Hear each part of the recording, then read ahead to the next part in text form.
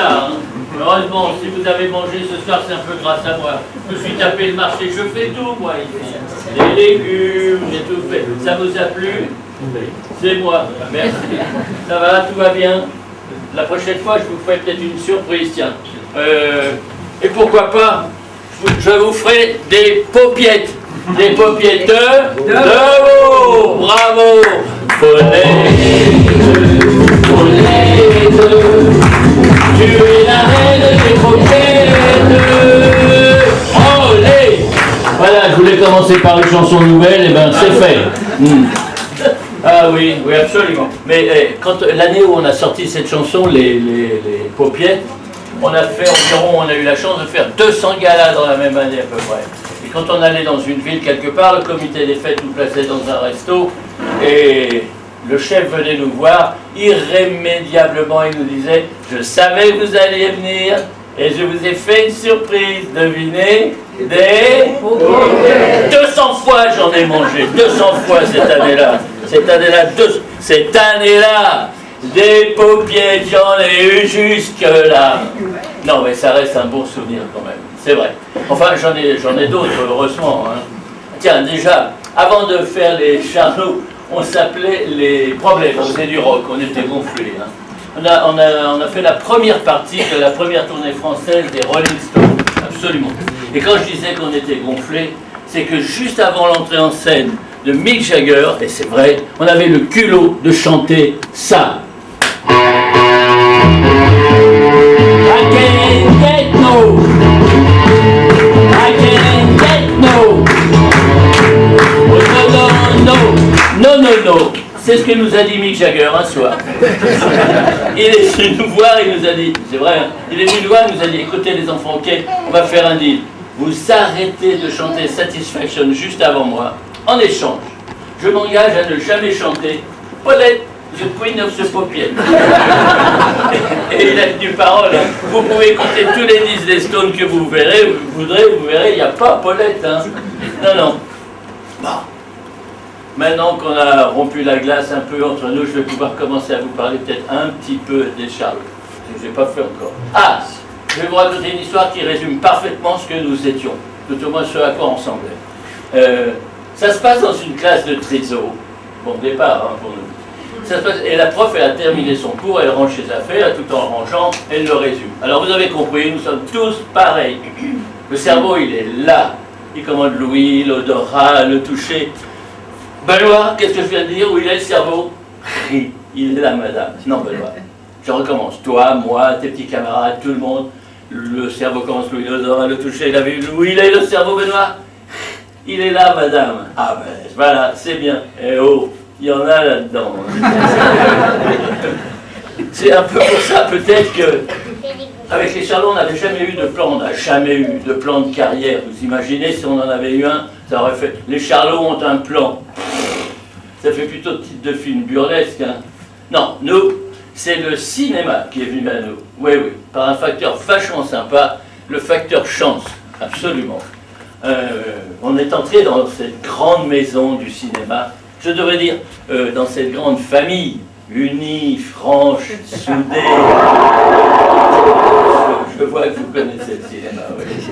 Par la grande porte, la porte du masseur de la femme de notre bassiste, c'est vrai. Un jour, notre bassiste nous dit, ma femme se fait masser chez un masseur qui masse également un producteur de film qui cherche à vous joindre. Alors on se retrouve chez le producteur, premier rendez-vous, on avait la trouille, bien sûr, on était assis sur le rebord de la chaise, comme ça, on s'était fait à peu près propre sur nous, l'arrêt sur le côté, voilà, et puis on sentait bon l'eau de Cologne, et il dit, voilà, je vous ai vu avec mes enfants à la télé la semaine dernière, vous les avez fait rire. Alors si vous avez fait rire mes enfants, je pense que vous pouvez faire rire tous les enfants de France. Ma question est simple, voulez-vous faire du cinéma? J'étais comme ça, je fais... Attendez, je réfléchis, oui. Et c'est comme ça que ça a démarré. Au premier rendez-vous pour le contrat, l'autre, il dit, ok, hey, on va faire simple, il faut qu'on fasse simple. Il y a vous, il y a moi, on est deux, on va faire deux parts. Oh là là. Allez, 95-5. 95% pour moi, 5% pour vous. Et vous savez ce qu'on a fait? On l'a signé. Oh, il y en a là-dedans. Ah oui, oui, oui. Non mais, attendez. Alors, avant de faire du cinéma, on croit que le cinéma, c'est comme au cinéma.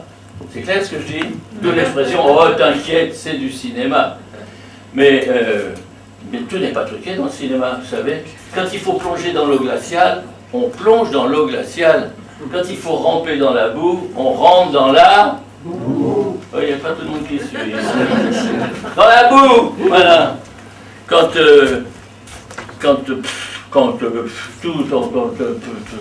oh, Sandra, si tu... Oui. Bah oui, parce qu'il faut barboter aussi des fois. Hein. Oui, je savais, tu le savais, bien sûr. Quand il faut barboter dans des baquets d'eau tiède, à peine tiédasse l'hiver dehors, additionner de produits chimiques pour faire de vin moussant, on l'a fait. On l'a fait avec Elie Michel pour une parodie de western. Absolument. Mais enfin, bon. Et quand vous avez fait ça, je pense que vous avez quand même perdu pas mal de plumes. Oh là là, on y a laissé des plumes, ma petite fille, si tu le savais. Plutôt des poils, je devrais dire, parce qu'à partir de la ceinture jusqu'en bas, il n'y en avait plus un. Moi, j'avais l'impression d'avoir un coup de poulet dans mon sein. Ça y est, je sais ce que vous pensez. Avec tout le pognon qu'ils gagnent, ils peuvent bien faire ça. Ben tiens, justement, c'est peut-être une coïncidence, mais pas plus tard que la nuit dernière, un voleur est rentré chez moi, il cherchait de l'argent. Vous savez ce que j'ai fait? Je me suis levé et j'ai cherché avec lui. Pour la sortie des Bidas en folie, je demande au producteur combien il lui faudrait d'entrée pour qu'il soit satisfait. Il me dit, oh, vu le faible coût du film, avec 80 000 entrées en première semaine, je serais rassuré. 150 fois plus, on a fait 150 fois plus. J'ai vu les chiffres. 150, 12 millions. 150 multiplié par 80 000 égale 12 millions. 6, 6, 6, 12. Ah! Oh, le monde est joli, la vie nous sourit. Eh oui, on était sur une autre planète. Ça, c'était la chanson du générique du film. Quand on se téléphonait entre nous, on disait plus « Allô », on chantait « Joli, le monde est joli ». Et oui, on était vraiment sur une autre planète, la planète Euphorie. Une belle planète, hein. Vous ne la connaissez pas? Non, c'est une planète où il fait toujours beau, ouais, où rien n'est cher, où il n'y a pas d'heure. Non, c'est vraiment, c'est super. Elle a une sœur jumelle, cette planète. Ouais. Ça s'appelle la planète 5 numéros plus le numéro chance. Et...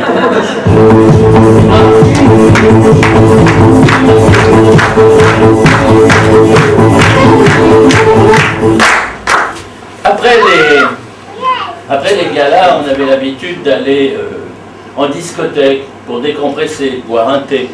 Et c'est un peu à ce moment-là qu'on s'est rendu compte de notre notoriété un peu croissante, vous voyez. Et un soir, donc, je sonne à l'une d'entre elles, de ces discothèques, et j'entends une voix sympathique à travers le diaphone qui fait « C'est un club privé ici !» Je fais demi-tour avec les potes, et le portier court derrière nous, fait « Ah, mais vous êtes les Charlots! Ah, qu'est-ce que vous pouvez être con! Entrez, mes amis !» Je vous jure, c'est un compliment qui vous va droit au cœur. C'est vrai, c'est touchant, ça. Aïe, aïe, aïe, j'en avais peur. Ça me rappelle un souvenir. Oh, est-ce que vous avez déjà passé une journée, ça peut arriver, hein, avec un lion chez vous? Vivant, hein, vrai, pas un nounours, non? Oui. Moi, oui. Moi, oui. Dans le film Le Grand Bazar, je suis livreur et dans mes clients, j'ai une femme qui a un lion chez elle. Voilà. Bon, pourquoi pas quand on voit le scénario, c'est écrit, c'est du papier. Hein. Le film démarre, le jour du tournage arrive, j'ai la feuille de service la veille et je vois, je suis seul sur la feuille de service. Tiens, c'est le plan de travail du lendemain. Je dis, merde, je suis seul. Ah non, il y a le lion avec moi. Une journée pour ça, une petite scène. Eh ben, disons. Après, on se demande où passe le pognon du cinéma, d'accord. Bon. c'est l'hiver, il fait froid. Le lendemain matin, je vais au studio, à Billancourt, le grand studio, c'est glacial, on dirait un hall de gare. Je rentre là-dedans, je remonte mon manteau, il y a une ampoule blafarde qui tombe du plafond, et je regarde, je vois mon décor. Ah, sympa le décor, il est à peine éclairé d'accord pour l'heure. Un palier, une arrivée de palier, à peu près à ça du sol, à 1 mètre du sol, un grand truc, un faux ascenseur, une découverte, un escalier qui arrive, une porte. Pas de problème, ça va se faire. Un camion là-bas au fond. Je m'approche du camion, un camion dans le studio, qu'est-ce qu'il fout là? Je regarde, oh, une cage, une grande cage.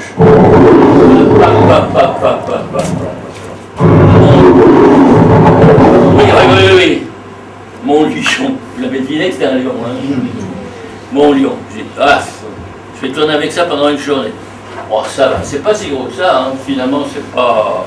C'est-à-dire qu'à ce moment-là, entre lui et moi, il y avait les barons. Alors évidemment, c'est un détail qui rassure. Hein. Je ne sais pas si vous avez vu de très près un lion. C'est un peu comme une vache. Voilà, vous voyez une vache? Bon, vous lui mettez une jolie perruque blonde. Et puis 5 crans d'arrêt à chaque sabot. Voilà, vous avez un lion. Il y a un type qui arrive de la pénombre à ce moment-là que je n'avais pas vu. Une allure décidée, un peu sec. Et il marche vers moi. Ah, il est en Marseille, il doit faire -0 au moins dans le studio. Et il arrive vers moi et fait: c'est vous qui allez tourner avec le lion? Oui. Alors tout de suite je vous mets en garde. Attention, si vous avez peur, lui, il va le sentir. Et s'il le sent, ça peut être très grave pour vous. D'accord? D'accord. Puisque vous me le dites, j'aurais pas peur. Hein. Je vais mettre mon trouillomètre sur la position bonhomme. Voilà. Dites-moi, est-ce qu'il a mangé, il a pris son petit déj le lion ce matin? Tu fais ton boulot, je fais mon boulot. Oh, d'accord. Et quand il fait ça, je vois ses muscles là. Je fais mon boulot, je fais hop, l'autre muscle là. Je le regarde de plus près. Tablette de chocolat, je ne crains rien. Oh, il a une épingle à nourrice plantée dans les pectoraux. Il a pas mal, il n'a pas peur, il n'a pas froid, oh là là là là. Pendant les prises, le lion il sera tout seul avec vous. Entre les prises, je le tiens, et là je revois encore les muscles, je le tiens avec une chaîne entourée autour de mon bras, ça se passera comme ça, d'accord? Ok. Et puis on lui a enlevé depuis longtemps les 4 plus grosses canines, vous craignez rien. Je dis, oui d'accord, mais tout à l'heure il baillait, je l'ai vu. Il a encore 28 dents, et la plus petite et la plus grosse qu'un croc de chien loup. Tu fais ton boulot, je fais mon boulot. D'accord. Je vais au maquillage, un peu comme ça quand même. Et tout le monde est là. Ils sont arrivés, ils sont tous là. Et Jeannot, t'inquiète pas, on sera derrière toi. On est une équipe, elle sera derrière toi l'équipe. D'accord. Puis maquillage, Claude Zidi arrive, le metteur. Bon, Jeannot, voilà la scène, c'est très simple, c'est très court. Tu arrives du faux escalier, là, tu arrives de ton escalier, tu poses tes casiers de bouteilles, de casiers, là, tu vas sonner à cette porte, là, une femme va t'ouvrir, elle a un boa autour du cou, et tu vois un lion qui arrive derrière elle, tu paniques, tu t'enfuis par ce faux escalier. Oh ben, d'accord, c'est simple. Allez, on va le faire. Allez, en place, on fait un essai. Lumière! Attends, c'est un lion, on va pas lui mettre les lumières pour la répète. Tu sais, un lion, c'est vrai, il n'y a pas de lunettes. Hein. Bon, alors, s'il a dans les yeux, Jeannot, ne commence pas, s'il te plaît. On va le faire. Et j'entends badaboum, boum, boum. Je regarde, je me penche, je regarde par au ras du plancher, dans l'appart, et je vois le lion qui s'en va. Bon, comme s'il allait au cinéma. Mais alors, tranquille. Et il tirait. La chaîne était tendue et il tirait mon mec là, musclore, comme ça, là, par terre, comme un chiffon, comme tiens, voilà le dompteur. Voilà. Je fais oh là là, et j'entends qu'il dit c'est rien monsieur, j'ai glissé au départ de la prise, je maîtrise. Maîtrise rien du tout là. Alors j'étais comme ça, maintenant je suis comme ça. Allez, trouillomètre, position bonhomme, on n'en parle plus. Allez, on y va. Jeannot, s'il te plaît, allez. On répète. Allez, en place. Et je dis, Claude, attends. Puis, si on répète, on pourrait peut-être tourner la répète. Hein. On ne sait jamais des fois qu'elle soit bonne. Hein. Non? Ok, allez, en place. en place de départ, on répète, partez. J'arrive avec mes casiers, je pose mes casiers, je vais à la porte, je sonne à la porte, la femme ouvre, elle a un boa, mais un vrai boa, le serpent il est là. Il me regarde, dormez, dormez, dormez. Oulala. Et le lion arrive derrière, je panique, comme on m'a dit, je m'enfuis. Coupée, elle est bonne. Elle est bonne, mais on n'a pas tourné, c'est une répète. Allez, ok. Et on la refait, on va la tourner maintenant, c'est impeccable, comme ça. D'accord. Allez, moteur demandé, ça tourne, annonce. Le lion, première. Action. Je monte mes casiers, je pose mes casiers, je vais à la porte, je sonne, la fille au bois m'ouvre, le bois me regarde, je dis salut, coucou, hein. Et puis le lion arrive derrière, elle court, elle se met derrière moi, elle fait boum, elle s'accroche, je dis n'ayez pas peur, il va le voir, il le sait, c'est ça. Et hop, je me mets moi derrière elle. Le lion passe, il me longe moi la jambe tout le long avec son corps, il me touche. Je suis là, je bouge plus, j'en ai pas peur. Je me retourne, il n'y a personne, il n'y a plus personne. La caméra fixée sur le pied est mal fixée, elle tourne, on entend le moteur qui tourne, et elle filme le parquet. Je suis en train de me battre à main nue avec un lion, et elle filme le parquet. Je fais putain les mecs, si vous partez au moins, il n'y a personne. Ils sont tous dans les cintres, sur les passerelles. Jeannot, on est derrière toi, allez, on est là. Oui, vous êtes là-haut, mais attendez. Putain, on peut fixer la caméra. Allez, ça suffit, on la refait. Et avec midi, tu te rends compte, on n'a pas mis un plan en boîte. Allez, on a faim. Bah oui, je comprends, vous ayez faim. Mais le lion aussi, il va avoir faim. Oh, Musclor, oh, le lion, il mange à quelle heure? Tu fais ton boulot, je fais mon boulot. Je dis, oh, ta gueule. Allez, on y va, on y retourne. Moteur demandé, ça tourne. Annonce, le lion, deuxième. Action. Je remonte mes escaliers, je repose mes casiers, je vais à la porte, je sonne, la porte s'ouvre, la fille me dit rien du tout, le serpent non plus. Ah, remarquez, un serpent, c'est vachement sympa. Pas un mot au-dessus de l'autre. Super chic, lui, là, par contre. Je pose donc elle m'ouvre la porte, elle est tétanisée, elle est transparente. Elle fait bouh, elle s'en va, elle disparaît, elle part en courant. Et là, je suis seul, et le lion vient vers moi. Je recule, le lion, il est là. Je fais hop, et je vois l'escalier. Je pars dans l'escalier à quatre pattes parce qu'il est dessous l'escalier. Je suis comme ça, et le lion, il me suit.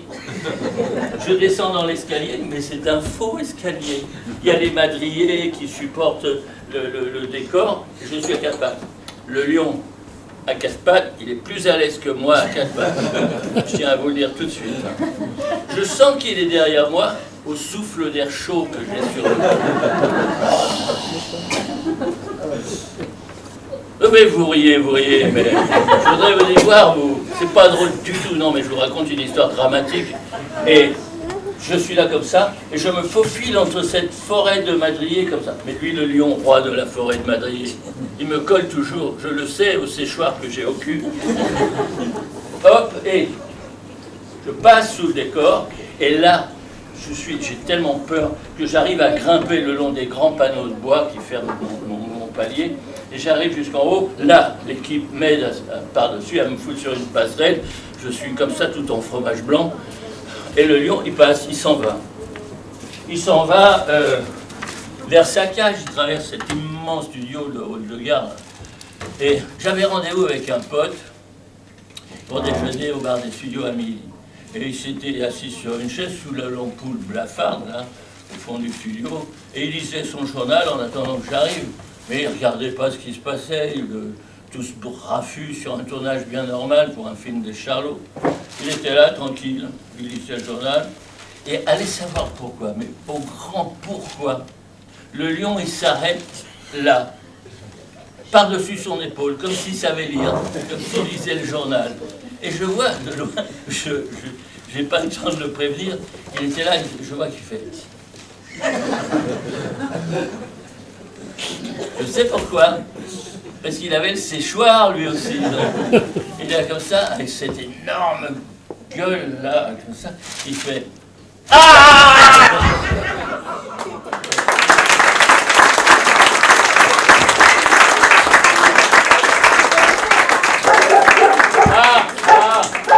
Oh là là. On dit souvent que le chien est le meilleur ami de l'homme. Moi, je dis que c'est faux. J'ai fait la cuisine. C'est moi qui ai tout fait, je vous l'ai dit tout à l'heure. Maintenant, je fais le ménage. Vous vous rendez compte? Oui, je suis un bon parti. Oui, on dit souvent que le chien est le meilleur ami de l'homme. Moi, je dis que c'est faux. C'est le tire-bouchon. D'ailleurs, le tire-bouchon et le décapsuleur étaient nos armoiries à nous, les Charlots. Hein? Une petite piqûre de rappel, vous allez voir qu'on était dans l'ambiance. Et 1, je retire le bouchon, et 2, je mets un petit glaçon, et 3, je verse la boisson, et 4, je me rince le siphon. Oui, c'est l'apérobique, à elle anime à moi de nuit. C'est l'apérobique, à elle anime à moi de nuit. C'est l'apérobique. Ah,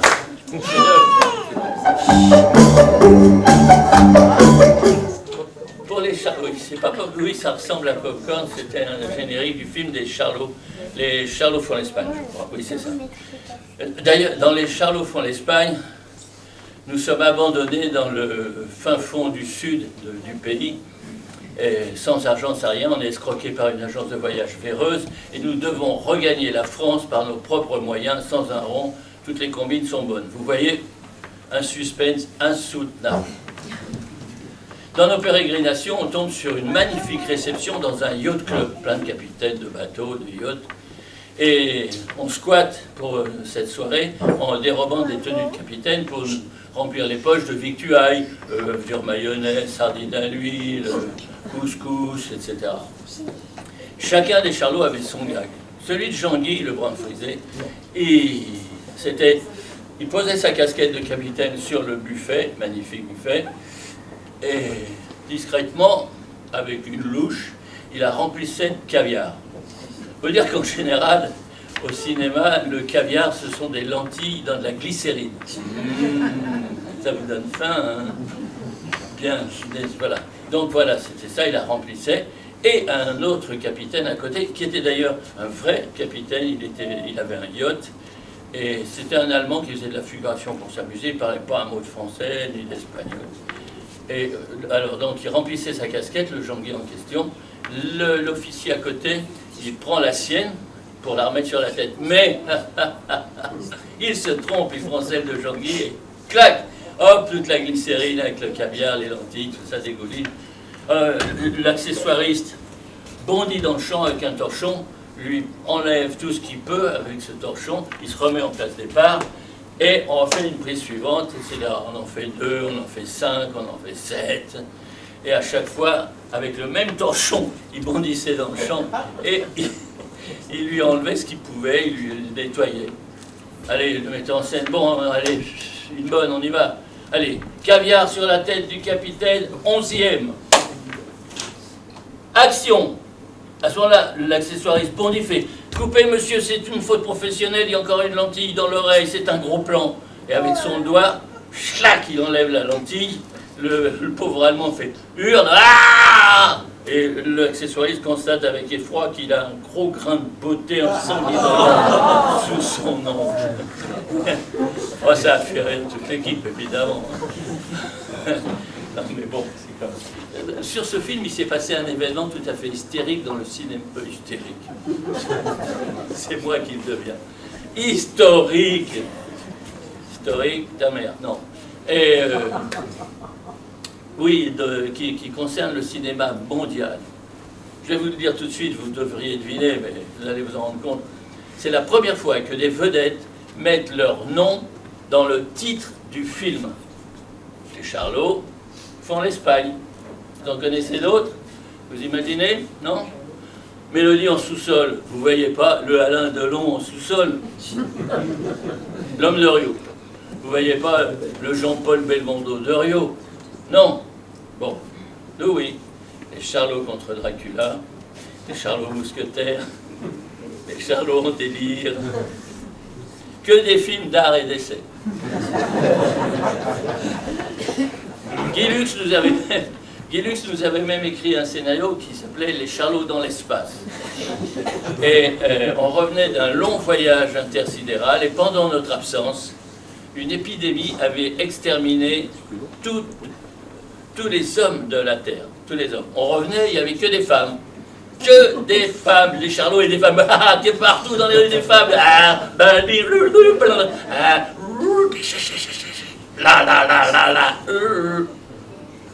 femme, je me sens femme. Qu'est-ce qu'il chantait ça déjà?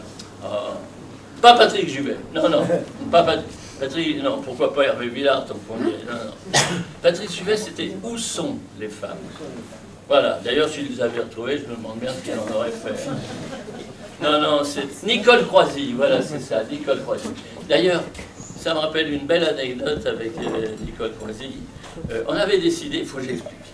Avec mes potes, on avait décidé de refaire un catalogue de la chanson paillarde, de la chanson de salle de garde, mais rafraîchie, avec des mots d'aujourd'hui, avec des rythmes d'aujourd'hui à peu près, parce qu'on trouvait que on s'était marré avec les vieilles chansons de salle de garde, mais Jeanneton prend sa faucille, la rirette, merci les chœurs.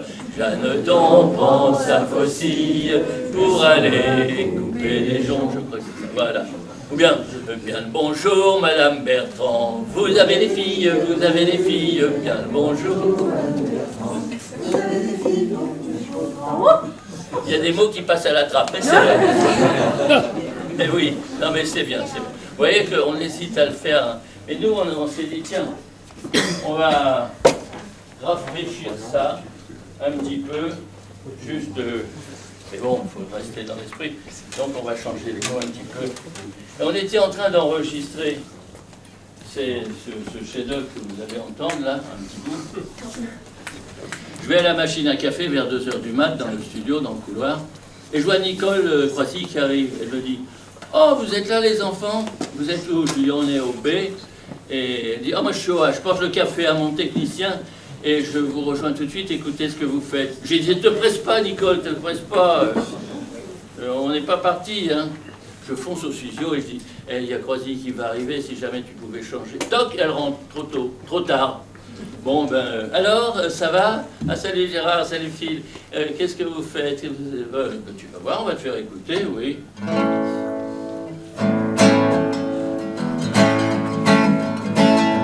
Je connais une enfant pleine de talent, douce et câline, qui aime la pine.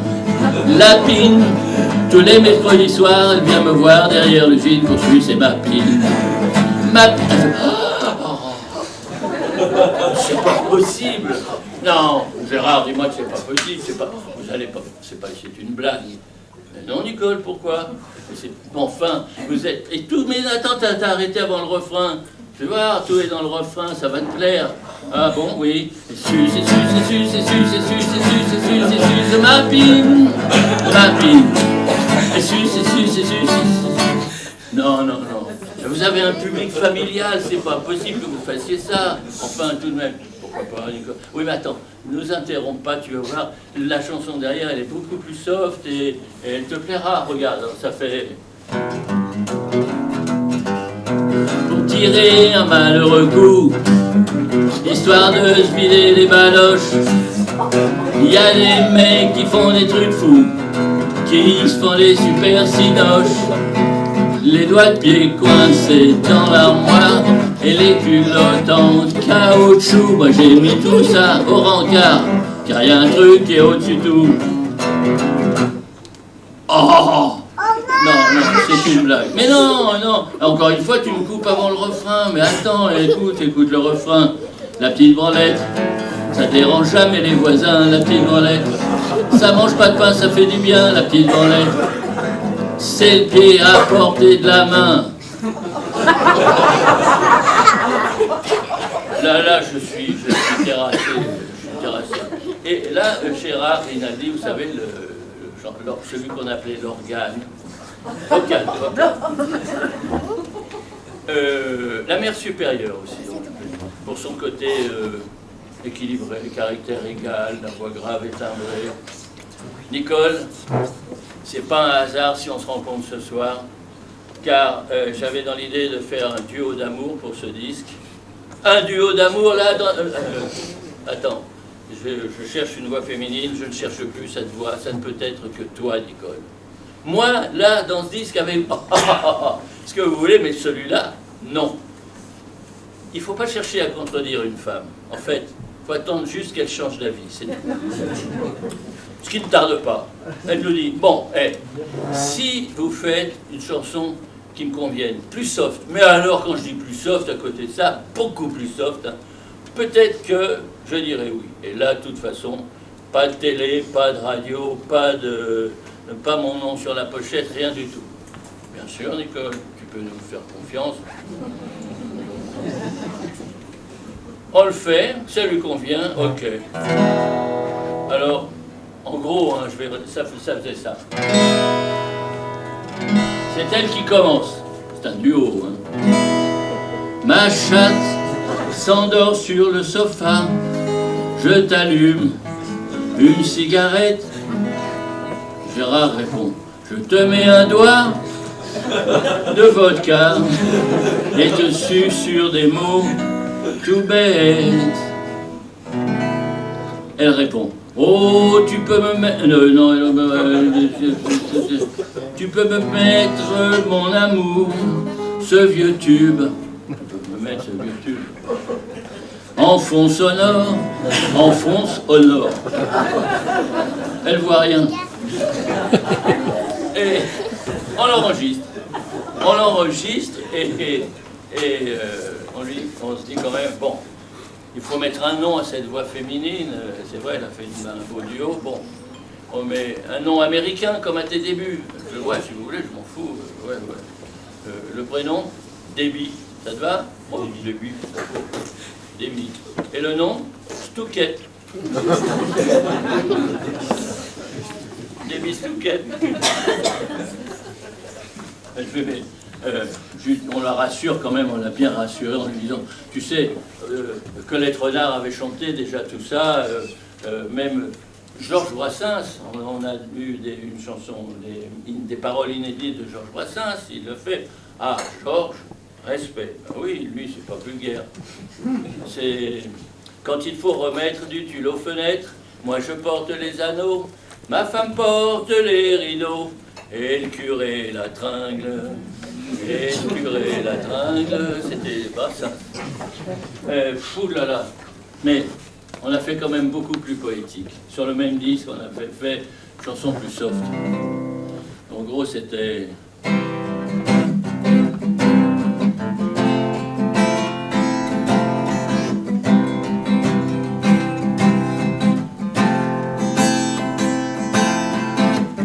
Ce matin, en me réveillant, quelle surprise en regardant mes couilles.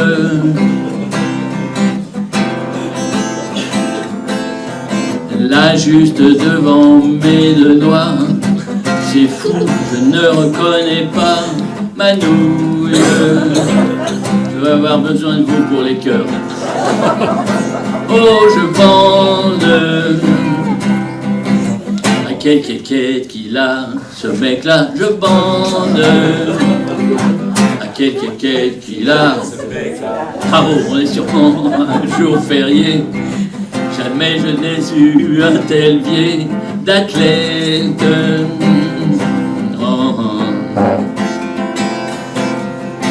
Raide, étendu vers le plafond, il coupe en deux mon horizon. Là, moi, je chanterais souvenir, souvenir. C'est chouette. Les chœurs. Oh, je bande. À quel quéquette qu'il a, ce mec-là, je bande. On va changer les chœurs. À quel quéquette qu'il a, tout de suite on change. Ça, c'est du zob, ça, c'est du zob. Ouais, quel quéquette que j'ai. Oh là là là, c'est magnifique.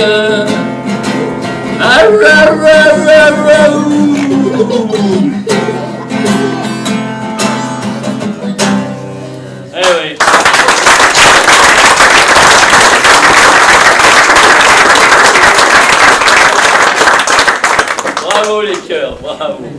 Allez, je vais vous faire maintenant une confidence, parce qu'elle n'est pas sur le disque. On a eu une incompréhension de la part de l'éditeur, et je ne sais pas pourquoi. On avait voulu mettre une chanson d'amour, une vraie, une belle, cerise sur le gâteau, quoi. Ça aurait pu être un très beau cadeau pour la Saint-Valentin. Vous imaginez ce disque avec une chanson d'amour. Tiens chérie, c'est la Saint-Valentin, et Charlot chante l'amour. Alors on avait choisi une chanson d'Elvis, un classique, Love Me Tender. Vous vous souvenez à peu près?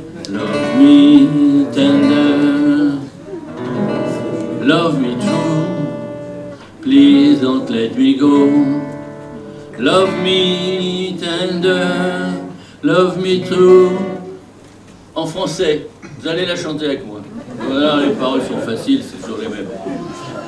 Lave-moi derrière, lave-moi le trou,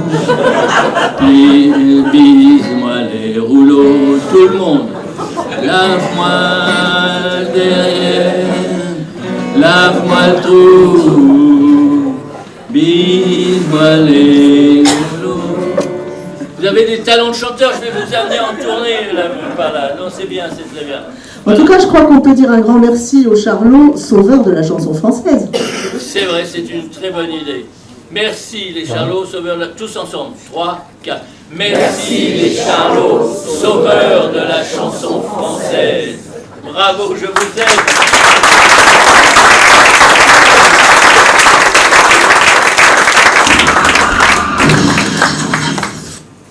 Lumière. Ah. Je ne sais pas si vous savez, mais il y a des choses qui sont interdites de faire avant et pendant un tournage, comme le parachutisme, le ski, la moto. Ça, nous, on l'a toujours respecté, pas de problème. Enfin, moi, un jour, j'ai voulu faire le malin avec ma moto, j'ai eu un accident, boum, 15 jours avant un tournage, pompiers, ambulance, hôpital, opération, jambes cassées, 2 mois de plâtre. 15 jours avant, bonjour. Moi, Bobo, producteur, pas content. Alors, je suis à l'hosto, et la production va voir le chirurgien qui s'occupait de moi, à mon insu. Lequel chirurgien vient me voir dans ma chambre et me dit « Oh, hey, j'ai vu vos producteurs, ils sont sympas, des mecs comme ça. Hein. Ils m'ont expliqué la situation, vous allez pouvoir marcher. J'ai trouvé le truc, ils ont dit oui tout de suite, hein. Vous allez voir, vous allez rire. C'est d'une simplicité. Bon. Vous ne pouvez pas marcher parce que votre jambe est cassée. Mais si vous marchiez sur les genoux, vous pourriez marcher. Mais, je dis, mais je ne marche pas sur les genoux. Attendez, regardez l'astuce. Voilà. Votre jambe est cassée entre le genou et la cheville. Donc là, tac. Si, et c'est ce que je vais faire, je perce ici, je vais vous transpercer le genou, je mets une tige de métal dedans, et sur cette tige, je fixe 2 attelles qui se rejoignent sous le talon. Ainsi, quand vous posez la jambe par terre, vous pourrez marcher. Vous comprenez? Oui, mais enfin... Mais si qui serait trouillard, le gaillard. Oh, le petit chauve, Dieu, oh, pas aller. Allez, à demain matin, à 9h, au bloc. Et à bloc, hein. Ah. Putain, il s'en va, poum. J'avais l'impression d'avoir reçu un coup de poing de Cassius Clay en pleine figure. Il y a un pote qui vient me voir après pour les visites et qui me dit « Oh, ça n'a pas l'air d'aller, Jeannot. » Ben, je lui explique, il me fait « Si tu veux, moi j'ai une solution pour éviter ça. » Ben, je dis « Ah oui, c'est quoi, Mimi ?» Ben, il me dit « Quand ils arrivent, tu dis non. » Oh putain, mais t'es génial. J'y avais pas pensé, mais c'est vrai. Le lendemain matin, ils viennent avec la civière à roulettes. Pendant que je me pose, je dis non, ils me mettent sur la civière. Je vais enfin, non, vous verrez ça avec le chirurgien, nous, notre boulot, c'est de vous emmener. Bon, on arrive dans le couloir, je vois de l'agitation devant le bloc, je vois qu'il y a beaucoup de monde. Ils arrivent avec la civière, ils me foutent dans le sas. Je regarde, je m'assois sur le sas, je regarde et je vois sur la table un corps allongé, un homme, comme ça, ouvert là. Et bon, le chirurgien arrive et je lui dis, ça, c'est pas question, vous me remontez dans ma chambre, c'est non. Il fait, mais c'est toujours le trouillard que j'ai vu hier, celui-là. Oh là là là là là là, qu'est-ce qu'il y a? Il y a quoi? Il est mort, on va pas le faire revenir, hein. Bon, c'est pas grave, hein. Bon, d'accord, je dis, j'y vais pas. Allez, mais je vais vous faire une péridurale, c'est rien du tout. Passez-moi le matériel. Alors, on lui passe une perceuse. Je dis, là, on va le faire là. Joli, chromé, mais une perceuse. Oui, puis il l'essaye, je fais, oh là là, non, vous me remontez. J'en veux pas de vos césariennes et tous vos trucs là. Allez hop, et on me remonte. Et la production a fait ce qu'elle aurait dû toujours faire, c'est-à-dire prendre une doublure, voilà. Ils ont pris une doublure, je faisais que les gros plans, et tout le reste, c'était la doublure. J'ai jamais eu une démarche aussi élégante que dans ce film. Ma doublure était danseur au Casino de Paris. En fait, je crois que le cinéma amène à faire des choses insensées parfois. Ah bah oui, Sandra, oui, tu as l'air bien au courant, mais bien sûr, bien sûr. Sur ce même film, je suis resté une semaine immergé dans le Nescafé jusque-là, avec ma jambe qui flottait à côté. Ouais, on était censé être coincé dans une cave inondée par le fuel qui sortait de sa cuve. Et moi, bien sûr, j'avais un sac pour protéger mon plâtre. Et ça faisait office de bouée un peu. À chaque fois, ça remontait comme ça. Je me tenais, quand il y avait la prise, je remettais, Claude disait, en moteur, je mettais la jambe dans l'eau, je forçais, puis ça remontait. Voilà. Il n'y a pas que ça. Puisqu'on est dans les accidents domestiques, je voudrais vous dire, dans ce film, toujours ce même film, tiens, les bidas s'en vont en guerre, on était déserteurs de l'armée pour défendre une petite ferme isolée dans le Larzac. Oh, on n'était pas des zadistes, hein, non, c'est pas ça du tout, mais on y était pour une bonne raison, nous, dans cette ferme, comme défendeurs. C'est parce qu'il y avait des jolies filles, voilà. Vous voyez déjà la finesse du scénario. Et donc on défendait la ferme avec les moyens du bord. Quand la troupe chargeait, on envoyait les vachettes. Quand c'est un commando qui s'approchait, j'avais une vache, moi, quand je lui soulevais la queue, elle envoyait la bouse de vache. Donc voilà. Alors pour ça, c'était facile. Hein. La déco avait mis de la paille par terre tout le long, dans la cour.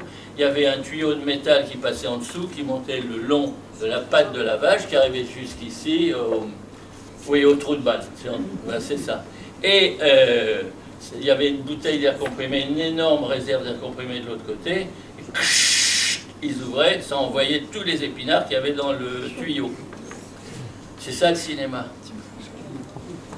Donc je vois un commando qui arrive, on y va, on tourne, le mec qui arrive près de moi, je soulève la queue de la vache, bon, il envoie, le type se retourne, il prend tout dans le dos, il bouge plus. Zidi arrive, fait, elle est bonne, on va même pas la doubler, c'est parfait, t'as bien joué toi. Ouais monsieur, mais j'ai mal dans le dos, je peux plus bouger, je suis bloqué, ça fait mal. Ah merde. Et là il y a un comédien à côté, je vois avec son téléphone, il fait... hôpital de Dijon, est-ce que vous pourriez envoyer une ambulance d'urgence s'il vous plaît? Il y a mon copain qui a pris des épinards dans le dos. Mais non, pas des boîtes d'épinards, des épinards. Hein? C'est mon autre copain, il a soulevé la queue de la vache et ça a envoyé des épinards. Je peux vous dire qu'on l'a attendu longtemps, l'ambulance.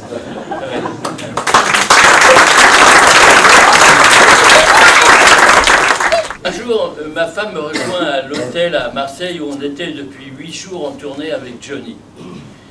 Avec Johnny, le plus dur, c'est ce qu'il y a après le gala. C'est les troisièmes mi-temps. Alors, on était à Marseille depuis déjà donc 8 jours, disais-je. Et évidemment, on avait eu le temps de se faire des nouveaux amis, des rencontres, voilà. Et le jour où ma femme arrive, bien sûr, je ne sors pas, je me défile et je ne préviens pas les autres, je ne préviens pas mes potes, évidemment, vous imaginez, traître, déserteur, non. Donc, je me défile. Vers 5 h du mat', j'entends galoper dans les couloirs de l'hôtel, je dis, oh là là, c'est les autres qui rentrent, qu'est-ce qu'ils vont m'avoir préparé? Et là, ça rate pas, devant ma porte, pam, pam, pam, pam, ça tambourine à mort. Je n'y vais pas, je me blottis sous les draps, j'entends rien. Et ma femme s'assoit, elle fait, mais t'entends pas, on frappe, on tambourine à la porte, tu vas pas ouvrir? Je dis, mais non, c'est les autres qui rentrent, ils se sont trompés de porte, c'est tout, c'est rien. Ah bon? Et là j'entends, Jeannot, tu nous ouvres ou merde? Oh, punaise. Mais Jeannot, c'est pas toi peut-être, me dit-elle. J'y vais. Je fais non, n'y va pas, n'y va pas. Elle dit, bah, elle se dit, je vais pas, je dis, je t'aime. Elle ouvre la porte et j'entends la voix d'une groupie marseillaise que je connaissais bien, qui chante. Je tiens de Charlot par la queue et ça se voit. Je me mets à 4 pages sur le lit, je vois la porte et il y avait Phil et Jean-Guy et elle au milieu, nus comme des vers tous les trois, et elle chantait par où elle disait dans la chanson en les tenant. Oui, je sais, c'est pas valorisant pour moi, mais je suis franc, voilà, c'est tout. Est-ce qu'il y a d'autres histoires de tournée, Sandra? Vas-y, dis-moi, vas-y. Non, mais tu aurais pu obtenir le César du Faux cul, hein. Ah, ça, tu as raison. Alors là, tu as raison, Sandra, c'est vrai. Sur cette réplique, j'aurais pu obtenir le César du Faux cul, c'est sûr. Un César que j'aurais pu obtenir bien avant, d'ailleurs, avec Claude François. On était en tournée avec lui, je connaissais son show par cœur, pour avoir fait l'Olympia aussi. Je dois dire que Claude François, c'est un type super. C'est vrai, on peut dire ce qu'on veut, mais c'est un type super. Une bête de travail, un mec droit, original et méticuleux. Je dirais pointilleux même. Voire perfectionniste. Chiant, quoi. Une horreur, ce mec. Une horreur. Sur scène, tout était réglé au quart de poil de moustache. À un moment, dans une chanson qui s'appelle « J'attendrai », son régisseur lui a envoyé, c'est pas drôle parce que vous allez voir, son régisseur lui a envoyé des tumbas, comme des gros tam-tams, des tumbas, qui étaient sur des roulettes. Tchoum, il lui envoyait, il y avait un repère au milieu de la scène, c'était jamais la même largeur, les scènes, donc il prenait le repère. Claude chantait, à un moment il se mettait de dos, j'attendrai, nanana, et puis il se retournait, il tapait sur, il faisait un chorus de bongo, et hop, le gars retirait, et ça repartait de plus belle, avec les Claudettes, j'attendrai. Je sais pas, tout était réglé avec un petit nœud sur la cordelette pour l'arrêter au bon endroit, parce que dans le noir, quand il l'envoyait le truc, ça défilait, clac, arrivé au nœud, clac, il bloquait. Je ne sais pas ce qu'il m'a pris. Un soir, oh, de ça. J'ai déplacé le nœud de ça.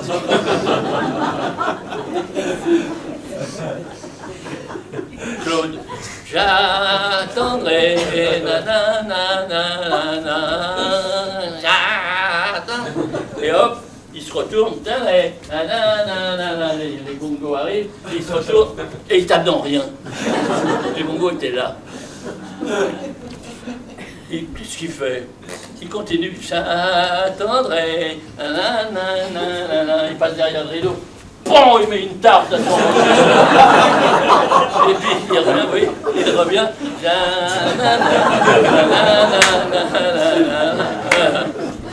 C'est Claude.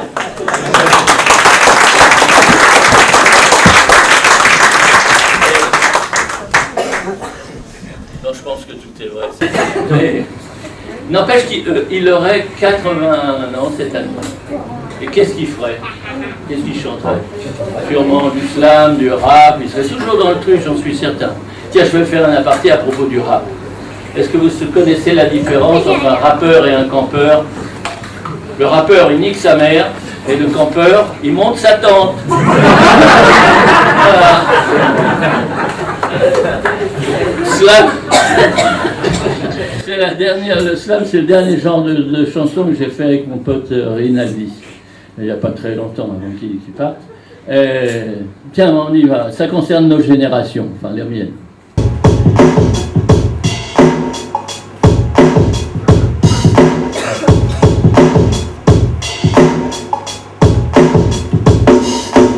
Un jour, à ton anniversaire, tu manques d'air, c'est la galère. Pour éteindre tes 60 bougies, tu t'époumones, tu rougis. T'as des éponges qui sont mitées. Calamité. Tu souffles une fois, 2 fois, 3 fois, c'est marrant, ça jette un froid. Tu veux que je te le dise, bouffon? T'as atteint le plafond. C'est la crise. T'as les 60s. Gueule du matin, chagrin, dans la salle de bain, il y a un cul dans la glace qui te scrute. Ça te stresse, ça t'agace. Il a tes airs, il a tes yeux. On dirait toi, mais en plus vieux. Toi, t'es fier de tes pectoraux. Lui, il a les lolos ramolo. Toi, t'as les tablettes de chocolat. Lui, c'est du Nutella. Je hais un autre, à dire Rimbaud. Quand tu traces ce genre de phrases que tu murmures à ton mur tout bas dans le lavabo. Faut que tu te dises, bouffon, t'as atteint le plafond. C'est la crise. T'as les 60s. Quand les vieillasseries déboulent, je te jure mec, ça file les boules. L'âge de la retraite, c'est l'âge de l'arthrite. C'est plus la fête quand t'as plus la frite. Au championnat de sport, sous la couette, t'avais la classe, t'étais un as, un athlète. Là, brother, fais pas d'illusions. Tu joues en 2e division. Y'a ton petit chauve, Imo, il baisse la tête. Il est amoureux de tes baskets, ton Bartel célèbre. Faut que tu te dises, bouffon, t'as atteint le plafond, c'est la crise. T'as les 60s. Mais, faut pas que ça te mine, man, reste cool. Pense à la belote, pense au boule. Tu fatigues, mais t'es pas une bouse. Nique le blues. Prends du Viagra, l'oméga 3, la B12. Si tu rages, sois sage, pense qu'à ton âge, il y a des avantages. Le tarif SNCF, c'est tout bénef. Dépenses sociales à sécu, tu vas pouvoir poser ton cul. 160 trimestres à trimer, t'es sur le sable, arrête de ramer. Pose ta faucille, pose ton marteau, passe là le métro du haut dodo. Si la vie est un gâteau, dis-toi que tu vas bouffer la cible. T'as gagné le bonbon, bouffon, fini la crise, t'as les 60s.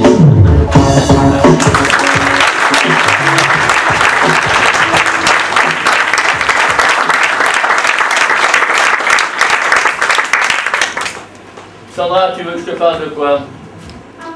Tu veux que je te parle de quoi? Alors. Oui, vas-y, je sais pas, je crois qu'en fait, il y a quelqu'un qui aurait bien aimé dédicacer cette chanson. Ah, mais oui, tiens, je vais le faire. Elle n'est pas là avec nous ce soir. Régine, j'aurais bien dédicacé cette chanson. Vous savez, la maman de Toutankhamon. Régine, c'est la seule personne que je connaisse qui soit passée de l'état de mamie à l'état de momie sans arrêter de vivre. Oui. En tout cas, au début, vous n'étiez pas acteur. Non, ça, il faut être franc. Au début, on n'était pas acteur. À la fin, non plus. On était une bande de potes qui s'amusaient devant la caméra, c'est tout. De n'importe quoi. Tiens, ce qui nous amusait beaucoup, c'était certaines critiques dans la presse de nos films. Pour les Vidas en folie, par exemple, c'était dans Charlie Hebdo, qui s'appelait à cette époque Harakiri Hebdo, bref. Donc dans Charlie, un film con, fait par des cons et pour des cons.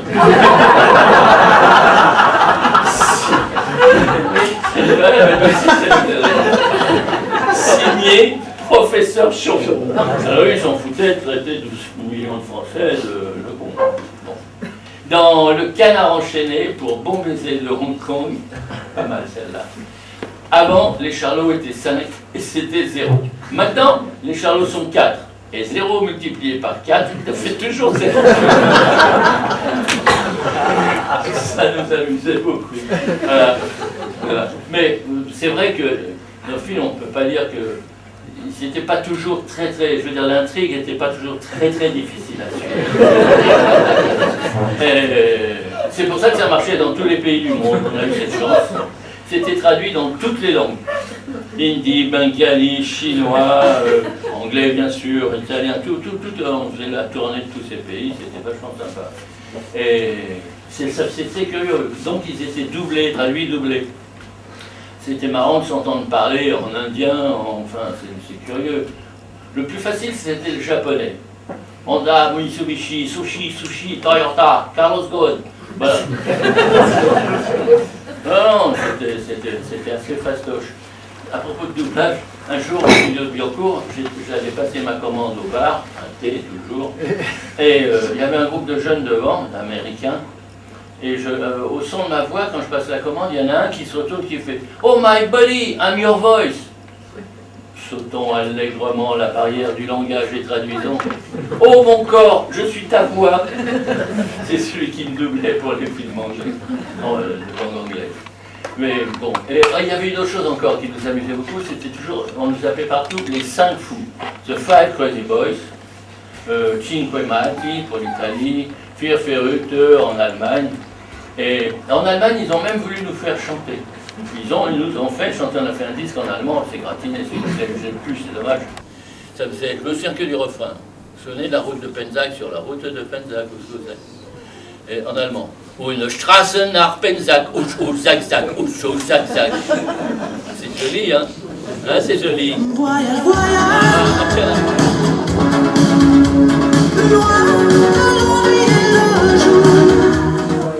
Oui, voyage, voyage. C'est vrai que ça veut dire qu'avec le cinoche, la chanson, ça, on a quand même la chance de pouvoir voyager un petit peu plus facilement. C'est vrai qu'il n'y a pas de mérite, mais bon. Et on apprend beaucoup de choses en voyageant. Par exemple, que le Kenya est un pays d'Afrique, et pas un ver solitaire. Qu'en Grèce, toutes les ruines ne sont pas forcément belles. Tenez, regardez Nana Mouskouri. Je plaisante, je plaisante. En fait, vous avez fait le tour du monde pour la promo de vos films. Oui, bien sûr, oui, quelques fois, là, oui. Ah, tiens, un jour pour les Fous du Stade, encore un film d'art et d'essai, pour les Fous du Stade, la production nous demande d'aller faire une tournée au Québec. C'est un nouveau marché pour nous, ce serait sympa de faire un effort. Voilà, il y aura la télé qui vous attend à Montréal à l'arrivée, c'est en direct, c'est les infos, prime time. On a pensé à un petit gag sympa pour un coup d'œil pour votre arrivée. On a pris vos tenues de film, les voilà, vous les mettrez dans l'avion avant l'atterrissage. Ça, quand vous arrivez, c'est on est dans le vif du sujet. Bon, d'accord, ok. Dans ce film, nous étions sportifs. Les charlots sportifs. Si ça, c'est pas du cinéma, alors... Gérard et Jean-Guy étaient respectivement coureurs de fond et sauteurs à la perche. Moi, j'étais judoka. Et Phil, le gros rouquin, était boxeur. Donc nous sommes dans l'avion, bagages à main, nos fringues de sportifs. Hop, on commence la descente sur Montréal. Tout le monde s'habille, et là on voit les gens dans l'avion, d'un seul coup c'est le soir. Ils sont là, manteau de fourrure, chapka, les gants, tout sur les genoux, les bagages à main prêts avec les écharpes, tout le bazar. Et nous on en profite pour aller discrètement aux toilettes, se changer. Ressort des toilettes, un sauteur à la perche, un coureur à pied qui viennent s'asseoir, reprendre leur place. Alors là, déjà dans l'avion, les gens autour, partout. Un judoka qui arrive. Donc, à poil en dessous, le kimono et les grosses sandales en bois. Clac, clac, clac.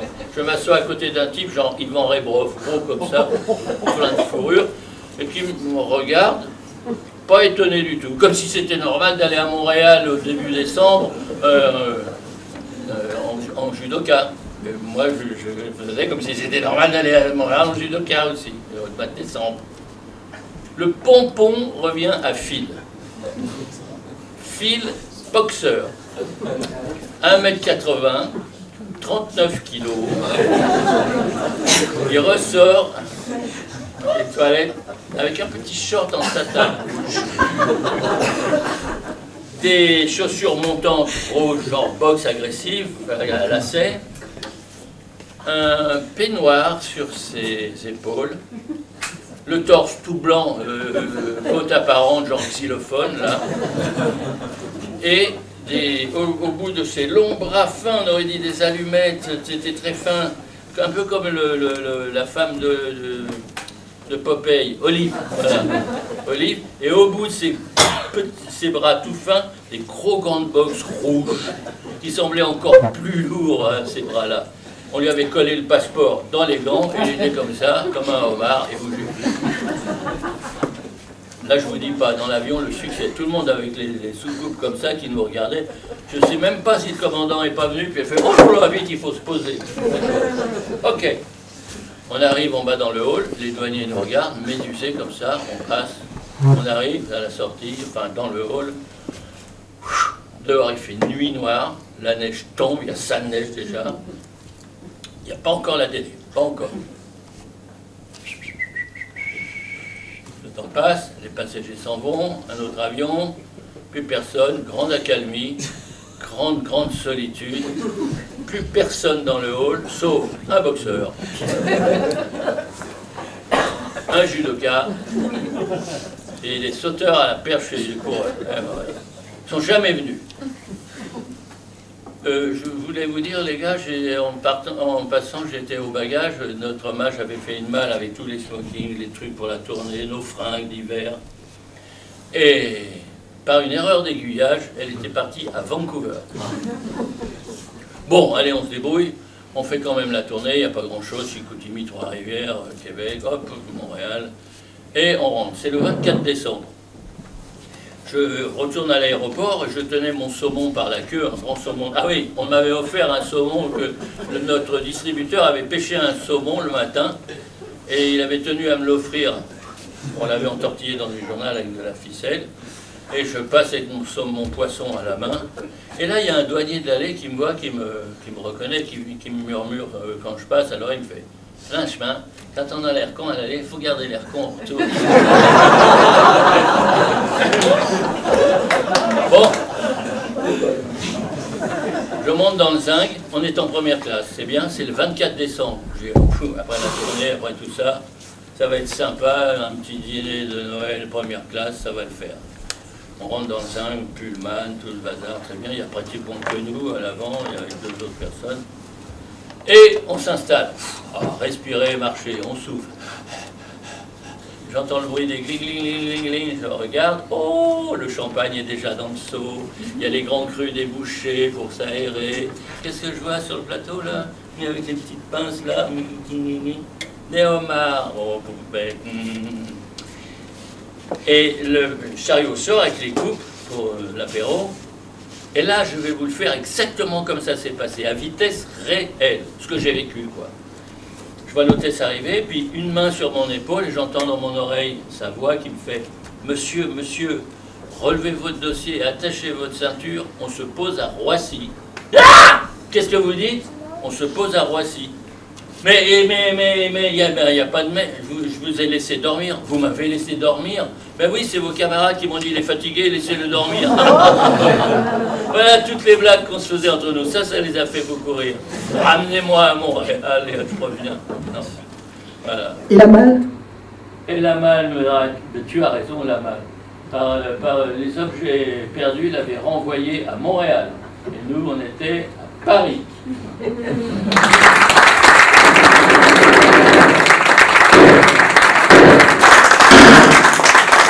Ah, j'entends les 3 coups. C'est vrai qu'on a beaucoup aimé faire du théâtre aussi. On a eu la chance de jouer dans une pièce qui a marché longtemps, qu'on a joué 400 fois.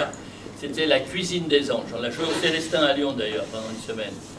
Et on s'amusait beaucoup. Le plus traqueur quand même était Phil, notre boxeur de tout à l'heure.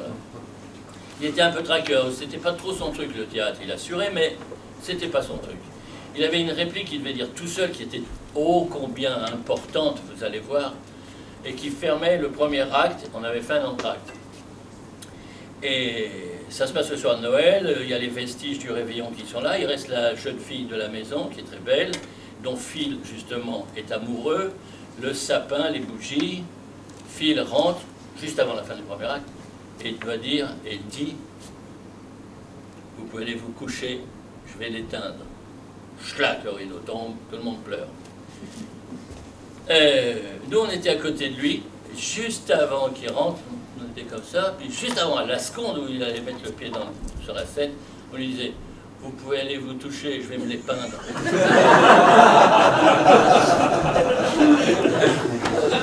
Il n'aimait pas du tout, pas du tout.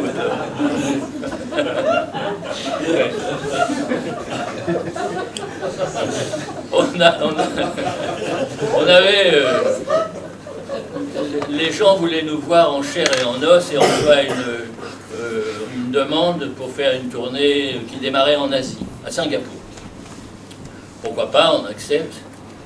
Et on avait l'habitude que les gens rient au même endroit, toujours, partout. C'est vrai, les gens rient au même endroit. À Bordeaux, à Lille, partout, et à Berlin, partout, pareil. Donc, super habitude, 400 fois. Finger in the nose. À Singapour, un théâtre moyen, il est grand comme le Grand Rex ou l'Olympia, pas loin de 2000 places, quoi. à peu près. Donc, nous arrivons sur la scène, sûrs de nous. On commence le... Vous savez, au théâtre, quand il y a un effet, on s'arrête de parler sur la scène pour que les gens puissent rire s'ils ont envie de rire et ne pas perdre un mot du texte. Ok, donc on arrive sur la scène, on commence, on sait où sont les effets, paf, on s'arrête. Rien, personne ne rit. Ah on est en Chine. Mon Dieu, mon Dieu, mon Dieu, on est en Chine, si ça se trouve, il ne rit pas au même endroit. Oh là là là, c'est une autre planète là-bas, la Cite. Ah bon, allez, vite, vite, vite, vite, tout de suite on enchaîne. On enchaîne, 2 secondes après, 2000 Chinois. Il rit ailleurs, plus loin, c'est dingue ça. Alors on continue, effet suivant. On tranche, je sais que l'effet va arriver. Effet, je marque. Personne ne rit. Ah! J'enchaîne tout de suite. Et là, 2000 Chinois. Tiens. Et alors ils rient qu'avec des i, les Chinois.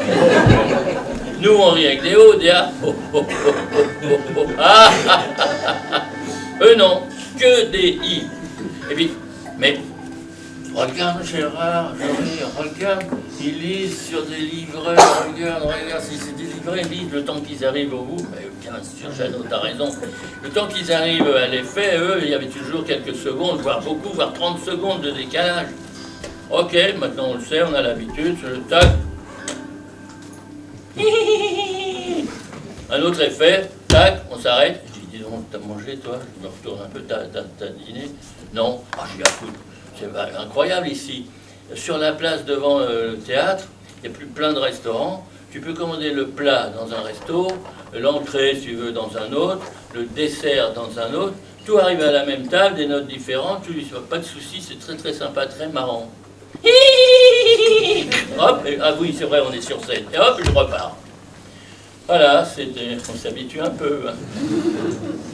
Après des tournées comme ça, on se croyait blindé, rompu à toute épreuve, c'est vrai. Qu'est-ce qui pouvait arriver d'autre? C'était sans compter sur l'Afrique. Ah, l'Afrique. Là-bas, la moindre petite anecdote prend des allures d'aventure. C'est vrai. Dans le DC10, en approche sur Bangui, on a joué partout là-bas. Il faut que je vous dise d'abord, on a joué dans les hôpitaux, le peu de théâtre qu'il y a, dans les dispensaires, en brousse, dans les mines de cacahuètes, dans les gisements de bananes, partout, partout. Dans le DC10 en approche sur Bangui, on entend la voix de l'hôtesse qui nous fait une tentative de coup d'État vient d'avoir lieu, l'armée est intervenue, la ville est quadrillée. Nous vous recommandons la plus grande prudence et espérons vous revoir prochainement sur nos lignes. Nous, oh ouais, super, l'aventure, c'est l'aventure, ouais, on est en Afrique, putain, on est en Afrique, et on va pas rentrer se coucher. D'autant qu'on venait de rencontrer un para, un ancien para, un mec qui avait sauté sur Kolwezi, qui habitait à Bangui, qui dit « Allez Charlot, je vais vous faire visiter Bangui by night, vous allez voir, c'est sympa. » Il vient nous chercher avec sa 4L, il revient, il avait mis son singe dans sa voiture, un grand chimpanzé, c'est grand un chimpanzé, c'est à peu près comme ça, oh, oui, peut-être même comme ça, c'est costaud, et il l'avait habillé en militaire.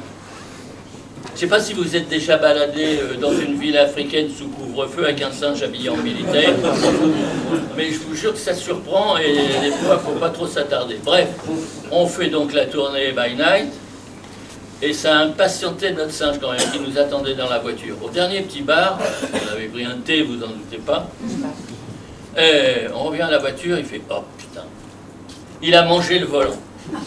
Il a mangé le singe avait mangé le volant. C'était un volant en bakélite, il en avait fait de la sûre. Il restait que le moignon du volant. Et alors on se met dedans, il fait bon, on va y aller tout doucement. Le mec costaud, il reconduisait tout doucement, comme ça, des manœuvres. Ah, c'est dommage que mon singe ait mangé le volant, je vous aurais amené à la pêche au crocodile. À la pêche au crocodile, oui, c'est l'heure. Mais oui. Évidemment, vous ne connaissez pas, à Paris, il n'y en a pas beaucoup de la pêche au crocodile. Hein. Ben non. Comment on fait? Ben, c'est simple. J'ai un bateau sur le fleuve, je le laisse dériver la nuit, tout doucement, lentement. Je me mets à 4 pattes à l'avant avec une cigarette que je tiens comme ça. Attention, pas trop près de l'eau. Hein. Pas trop près de l'eau parce que... Hop, non. Bon. Et quand vous voyez des points lumineux arriver partout, ce sont les yeux des crocodiles. Voilà. Et là, vous en choisissez un. Pas trop gros. Pas trop gros. 1 mètre, 1 m 20 maximum, 1 m 30, allez, voilà. Et vous le prenez, faites bien attention, vous le prenez par là, par le cou, toc, et vous le soulevez comme ça. Parce qu'il ne peut pas cambrer son dos. La queue, elle peut faire comme ça, mais le dos, il ne cambre pas beaucoup. Vous craignez rien. Vous le tenez là. En général, ils sont toujours comme ça, la bouche ouverte. Le lasso qui est là, qui est tout près, schlac, vous ficelez la gueule, et hop, derrière, au fond du bateau.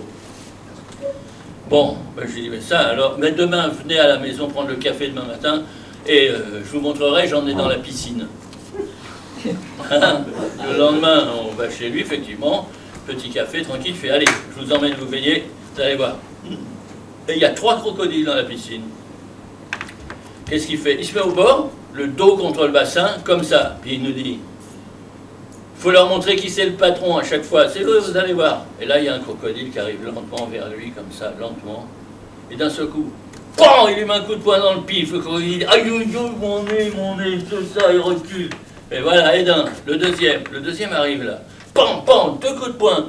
Aïe, oh, j'ai mal, le crocodile, j'ai mal. Bon, 3e, pareil. Il fait, bon, maintenant vous pouvez plonger, ils savent qui c'est le patron. Je lui dis, non, pas tout de suite. Non. Et je sens que vous avez envie. J'ai gardé son téléphone, si vous voulez, il est vachement sympa, vous irez vous baigner chez lui. D'accord? Ah, allez, une petite encore africaine. Au Congo. Au Congo, on avait joué dans une... Oui, dans une mine d'uranium. On était en lisière de brousse. Moi, mon bungalow était en lisière de brousse.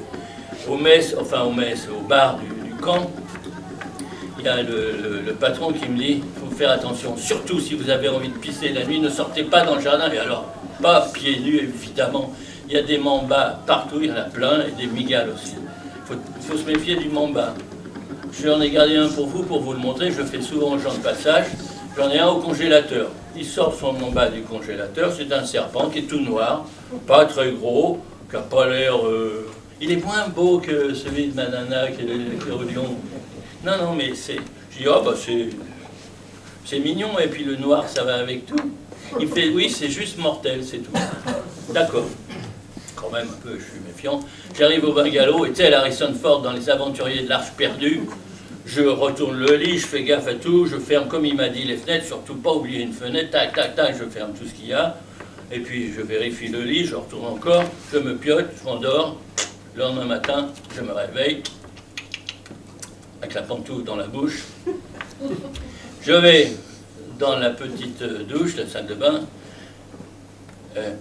oh merde, j'ai oublié un vasistas. Je constate que le bungalow était encastré, et il y a un vasistas qui est en hauteur, au ras de l'herbe de l'autre côté, ça donnait, c'était tout, ça donnait sur l'herbe. Je ferme vite ce truc, et je mets ma main dans la douche, à travers le rideau opaque, j'ouvre un peu l'eau, pas d'eau. Oh, j'ouvre à fond, pas d'eau.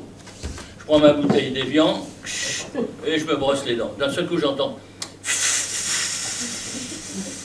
Je regarde derrière moi. Ah! Dans le bac à douche, à travers ce truc en plastique, je vois un mamba. J'avais la brosse à dents. Un mamba! Au secours, je le mamba! Je saute le cul dans le lavabo. J'entends les tuyaux qui tenaient le lavabo qui se penchent. J'étais là. Le mamba! Et là, je vois de l'eau qui sort de la tête du mamba. C'était... la douchette, le petit tuyau noir, et l'eau qui avait chassé l'air arrivait seulement maintenant, poum, poum, poum, et tapait pour sortir. Je peux vous dire que j'ai eu la peur de ma vie. De retour en France, je vais encore une fois dans un bar avec mon ami. C'est le soir, le gars il essuyait son comptoir, il n'y avait plus personne. Et en me voyant, il fait « Oh mais je vous connais, vous êtes... Et moi je veux l'aider, je lui dis Brad Pitt, Georges Clooney. Ah, vous êtes un des Charlots. Je dis à mon ami, tu vois, on nous a pas oublié. Il fait, hey, de tous les Charlots, c'était vous le plus con. Hein. Ouais. Comme ça, j'en ai. Un soir, je croise un type dans la rue qui vite se remet devant moi, qui me fait, je peux faire une photo avec vous, un petit selfie? Bien sûr, je vous en prie. Hop, on se met comme ça, tous les deux, allez, on y va. Et pendant qu'il fait la photo, il me dit, c'est pas pour moi, hein, c'est pour mon fils. Il regarde que les vieux films. La dernière, en sortant de la fête du Beaujolais, en sortant de scène, il y a une dame un peu élégante, un peu chic, un peu plus âgée que moi, qui me demande un autographe. Visiblement, elle est très gênée de me demander un autographe, mais bon, elle me remercie. Elle s'en va, elle veut en rajouter, parce qu'elle est pour être à l'aise, par gentillesse. Elle se retourne, elle fait, donc merci et bonne fin de carrière. Bonne fin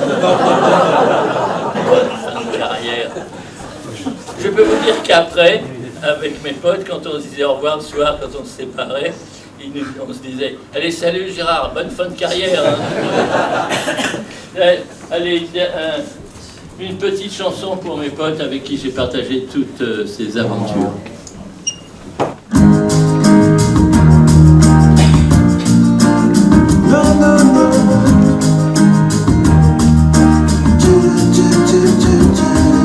Merci patron, merci Gérard. Dis-moi si là-haut il y a toujours des histoires, des petits bars. C'est très dur à chanter. Excusez-moi, j'ai du mal. Tu peux la remettre au début s'il te plaît. Je sais pas pourquoi ça me fait ça souvent. Si je sais pas.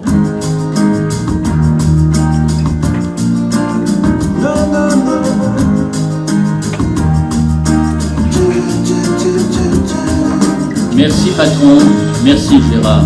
Dis-moi si là-haut il y a toujours des petits bars, des histoires dans les bars. Dis-moi mon poteau, il y a quelque chose à boire. Dis-moi si Albert est toujours contractuel. Tu vois d'ici, je regarde le ciel. Alors dis-moi s'il y a toujours des paupiètes. Depuis que t'es parti, je suis seul avec Paulette. Charlot, forever. Charlot, forever.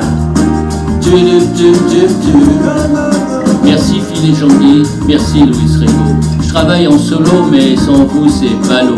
Même l'apérobique a un goût de mentalo. Et côté musique c'est quand même moins rigolo. Merci les filles, merci les gars. L'histoire merveilleuse c'est à vous que je la dois. Donnez la réplique à 70 ballets. Sous les yeux du public au théâtre pour de vrai. Charlot, forever. Charlot, forever. On venait tous de la banlieue, oui. Avec des étoiles plein les yeux. Oh. C'était pas facile car n'est pas Charlot qui veut, oui. Mais j'ai fait de mon mieux, de mon mieux, de mon mieux, de mon mieux.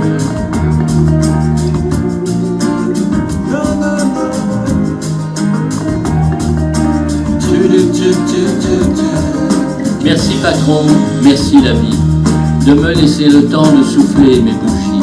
Des nuits de Saint-Tropez aux lumières de Paris, le blues que je préfère c'est celui du Berry. Derrière tout ça, savez-vous quoi qu'il y a? Un drôle de destin et des films en voilà, des chemises à fleurs et des rêves en boutons, des rires et des pleurs, plein de chansons. Charlot, forever. Charlot, forever.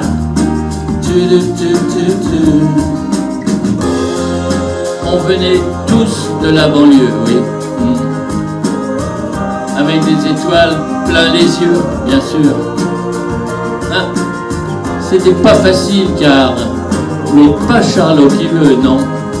Mais j'ai fait de mon mieux, de mon mieux, de mon mieux, de mon mieux.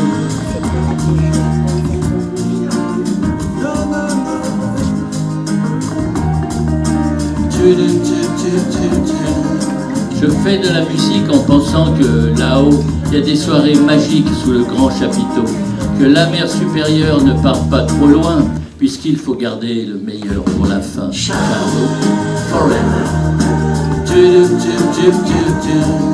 Charlot, forever.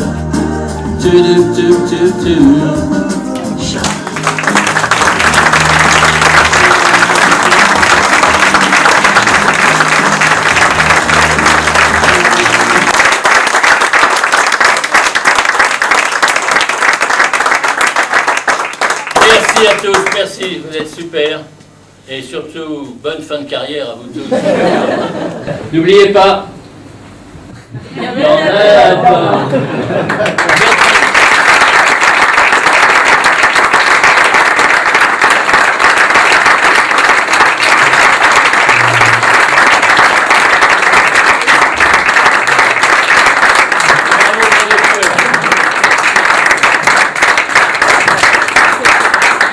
Charlot forever. Do do do do do do. Charlot forever. Do do do do do.